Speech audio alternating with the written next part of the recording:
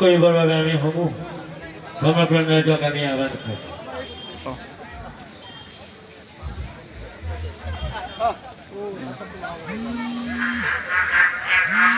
আমি শ্ৰদ্ধাৰ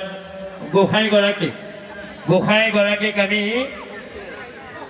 এটি কীৰ্তন কৰিবৰ বাবে আমি বিনম্ৰভাৱে অনুৰোধ জনালোঁ। আমাৰ খুৰাহালৰ আইসকল হৃদয়ত লগাকৈ আমি জনা এটি কীৰ্তন দিবৰ বাবে আমাৰ গোসাঁই গুৰুজনাক আহ্বান জনাইছোঁ।